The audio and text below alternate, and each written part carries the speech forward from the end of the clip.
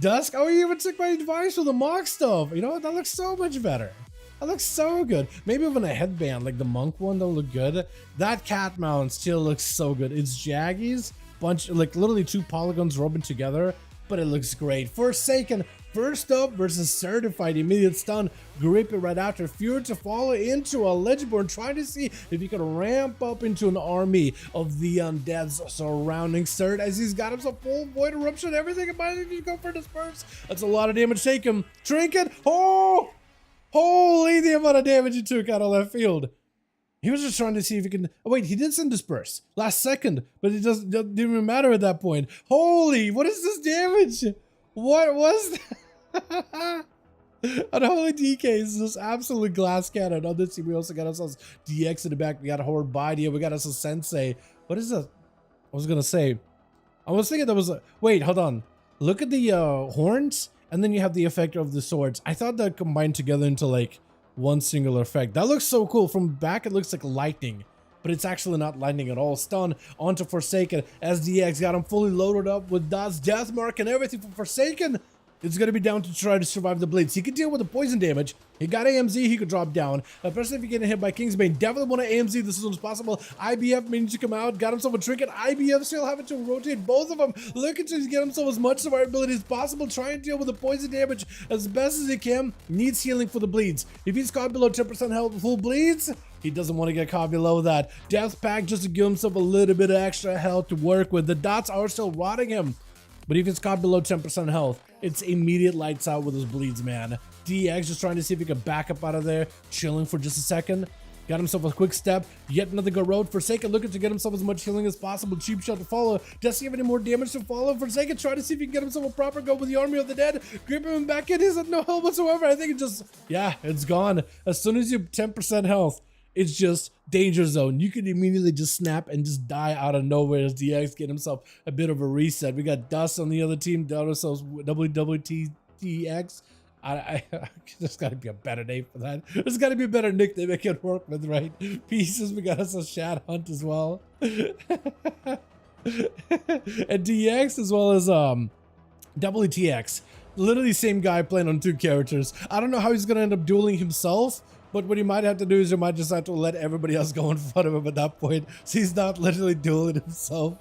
A Shad Hunt trying to see if he can get himself a full camo out in the open as a Beastmaster Hunter.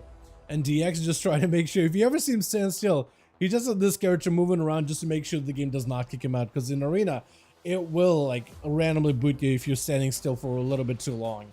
That's going to be big damage out of the BM. DX, I think he's just going to melt down. Scatter last second as he goes in for a step cheat. Death to follow. The army of these pets is just absolutely massacring the guy. And there's only so much he could have really done there. I don't even know. Once the pets started to come out, one single kill shot, or kill command rather, and all these pets jumped all at once, there isn't much you could really do in that kind of a situation. Horde Body is up next. Shad Hunt back it up out of there completely, trying to make sure there's plenty of range between him and the DK. But he's gonna get yoinked over there. Body trying to get himself full set of pets and everything available. Scatter shot by Shad Hunt right after. Trying to see if he can get himself, I think, a grip, but it might have been actually a chain of ice uploaded him. Feign death for just a second. Legendborn for Badia. As it's gonna be Turtle Shell out of Shad Hunt. Just trying to see if he can waddle out of here. For Badia, just have to deal with the freezing trap. But besides that, it's actually looking quite good. No trinket available, so maybe Shad Hunt can get himself some kind of a CC between all these pets and the clone shadows. Nothing you can do. Yeah, once you get locked down, nowhere to go. It's over. Want a down rogue? Fair enough. Fair enough. I guess it does give an opportunity to play both because he's back end, man. From one character into the next. In cap immediately into body. Alexium to follow. No trinket available for the Death Knight, but does take a bit of a DR from, I think it was the Hunter Pet Stun, maybe, right? Potentially. TX just blinking all over the place. Does go for the trinket. Breaking out of stun. Body at super low health. Just taking a monks, man. The amount of the raw damage they can put out is just nutty. Buff Arms is actually given an opportunity by Sensei to go first before the Monkus. He's got 3 players he's got to cleave through if possible. TX getting Blazestorm down, trying to see if he can back up out of there as soon as possible. Still running down to the other Death Knight's dots, got himself a Ring of Peace, but cannot get prevented with a Blade Storm blasting right through. Parry to follow up for that Karma, just trying to see if he can layer defenses. His buff arm just trying to see if he can focus down TX as he got himself double charge into a disarm fear to follow. Full defenses are out, and right now neither of them actually has a single good defensive. And buff arms, was he trying to see if he could reposition? I think he was trying to see if he could reposition for the next board possibly. Also, what is that weapon? Is that the is that the Miss Pandaria one? That is the mop one. That looks so good. I forgot that I forgot those axes look so good. There's one for Alliance and one for Horde. Oh, they're meaty, big old axes, man, for PvP sets.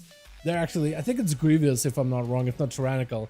They're really, really good. TX just trying to see if he can buy himself a bit of a breather. Parry while backing up out of there, trying to zone out buff, using the Ring of Peace as best as possible, and has got himself a port in order to get himself behind the pillow for just a quick second. This is going to be a full stun by buff arms, trying to see if he can crack through Monk's defenses. Blade Storm, unabated, cannot be stopped right now in any of his go. Just needs himself a couple more executes. Big port out for the Monk, but with a stun, does end up locking him down from one to the next though. As it's going to be a Paladin rushing him at strong, just charging everything being sent. Big leap by buff, trying to get himself a little bit of that survivability. Full Crusade is active. If pieces combines together with a full immunity, does he use immunity? He actually does use immunity really, really early. If buff arms can just back up out of there, wait it out, and then get back in with the parry, he could get himself a good go, surviving this damage pretty well, just using the pillar. Just using the pillar, just running faster than the Paladin. Full Warbreaker, war step for a second, got himself a parry. Perfect opportunity, shield defend himself for pieces, and Buff does not care. He does not care for that defensive piece. He still got himself basic protection. As long as he uses a bop over a layer enhance, he will be, I think, okay. He could potentially keep the pressure rolling, and Buff survived an entire crusade off of that. You lived an entire crusade, lived to live the tale. I'm kind of impressed, honestly. Full Blaze him to follow. Just living it, man. A fully geared arms warrior right now with the most amount of armor, most amount of stamina. It's just absolutely nothing stops him trying to go for big execute, stun to follow for pieces. Maybe look at a defensive play here. Because right now, as soon as the Blessica falls off, right, 10 seconds of immunity, as soon as it falls off, you're just absolutely a lamb to the slaughter. One execute, Warbreaker, second execute to follow. Needs one charge. Does he connect here? Just needs one per bit. Oh, down to the blaze. Nothing he can do. And he's just gonna leap out of this as soon as possible. Dust till Claw is the last one left over for the team one. As buff arms, God, I just faced to the world, is at least given an opportunity to get as much of an honor duel here as possible. Dust wants to go get a win, but at least I want to do it as honorably as possible. Arms and choke GG. Dude, yeah, Arms Warriors are nuts, man. I mean, they were really good in Season 3 until they did the whole armor nerf or armor redistribution, which made Arms Warriors actually weaker for the entire season, right? Rogues, monks, all those classes were able to pierce right through them. And now that you get yourself full set of gear in Season 4, you got the most amount of armor you're going to get ever. You have the most amount of stamina, most amount of gear. And warriors generally tend to scale well with gear for endgame content, whether it's raids, dungeons, PvP. The better you give them, the better weapon they can get, the better they're gonna do it.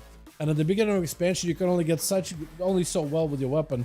But now we get literally the best gear you could possibly have. The only thing that man could get is a legendary. And at the very least, imagine this guy with a legendary, dude. Because Buff Arms has been one of the better warriors, one of the more. Better sounds so bad.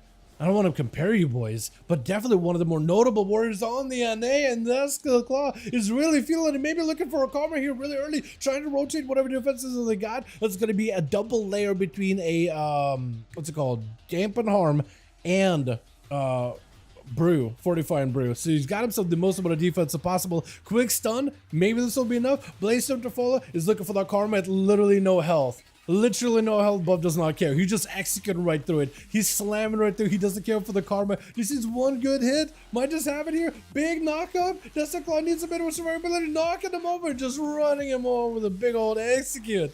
The most amount of damage that Arms Warriors are going to see is in Season 4, man. The most amount of happen you can get. That's rough. Yeah, you know what? The Wonder Cracker is running around on EU, just slamming it. Absolutely, I just absolutely destroyed it. It's actually so good.